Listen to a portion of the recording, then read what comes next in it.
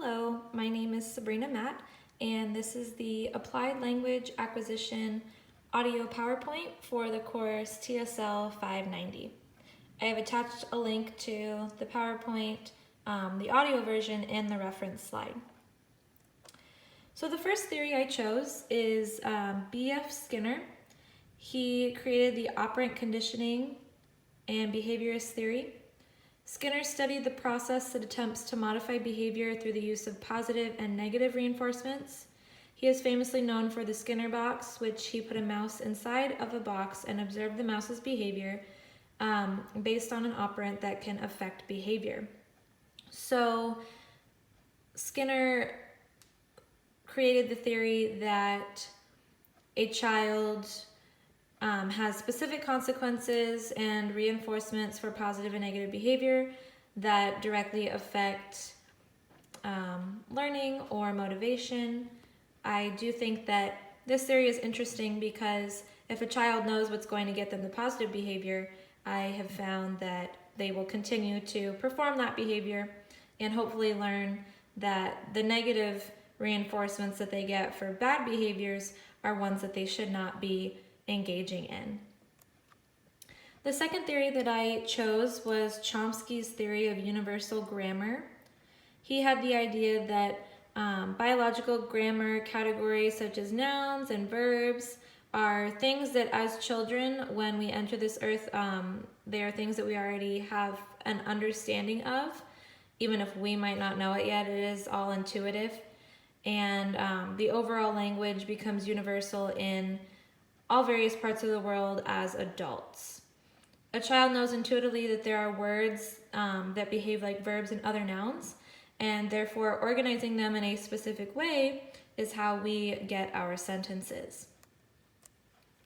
The third theory that I chose is Vygotsky's theory.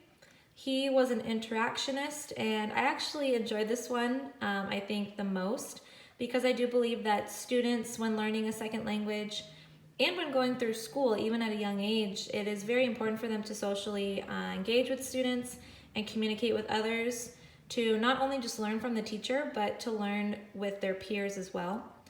So through the interactionist perspective, it differs from the behaviorist perspective, but the interactionist perspective believes that language acquisition is enhanced through communication in various social environments. So I do think as an English language learner, this benefits the student because they get to hear vocabulary, hear the pronunciation of it, and practice grammatical skills that they learn in the classroom. So how do all of these theories inform content instruction? Well, when thinking of content instruction, I thought about the area of reading, and the behaviorist theory can be pretty general.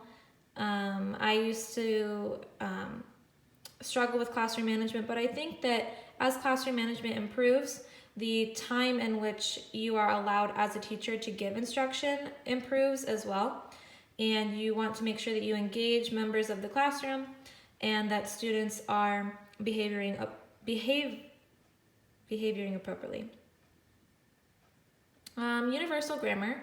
In the content area of reading, with students being able to identify parts of speech, they have exposure to new vocabulary, and this will increase their overall comprehension as they read grade level texts. So I can see in my students now, the more vocabulary they know and the more they are able to identify verbs, nouns, adjectives, it does help understand what the text is talking about and improves overall comprehension. At the interactionist approach, when students are able to communicate their opinions and views about a topic, not only does this allow them to conversationally practice, but it also allows them to gain understanding of important grade level skills.